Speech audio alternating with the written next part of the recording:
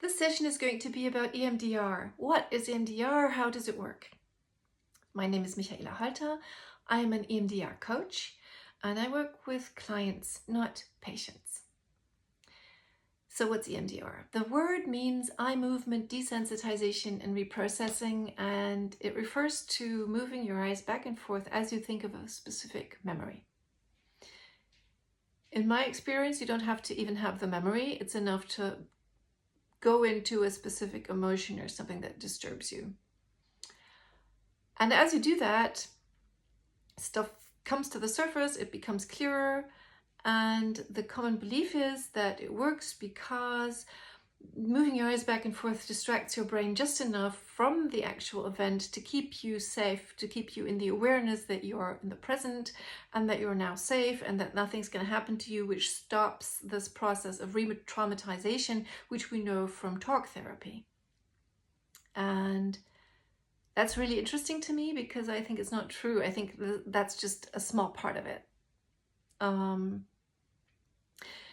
Talk therapy is something different entirely from EMDR. In EMDR, you actually do not have to talk very much. You go through your memories and you will tell your guide occasionally in regular intervals of what's going on and where you are. And that's important for the guide to know so that you can either be helped through a difficult patch in a better way.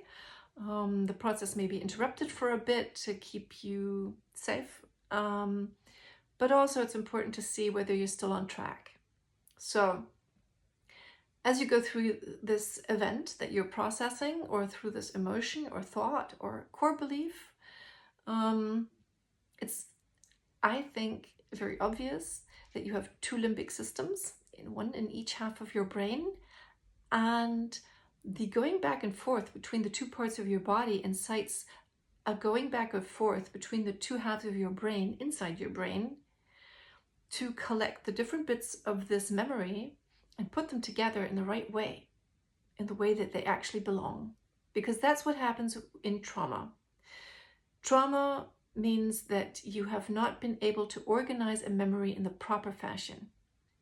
And by reprocessing it, you can do that. I think it's exactly the same as defractioning a hard drive, which means that afterwards you have a lot more space on your hard drive. The stuff that belongs together is put together in one small part of your hard drive, doesn't use as much space, doesn't create as much chaos. And the chaos that we're talking about here, of course, is the emotional chaos. If your memory is stored nicely and has been fully processed, you will be able to think of it without pain, without being disturbed by it, and without being overwhelmed ever again. I know that sounds amazing. It's my experience totally of what does happen. You can go through a troubling part of your life and really go process it to the point that it's no longer a disturbance to you. Now, if this is something that is really big and that has been there for a long time and that has been creating a lot of havoc for you for a long time, this may not be over in a single session. That can take up to 10 sessions actually, but that's the maximum, and that's another big difference to talk therapy. EMDR therapy doesn't go on forever and ever. You look at an issue, you process it, and the maximum number of times that I have had with anyone was 7.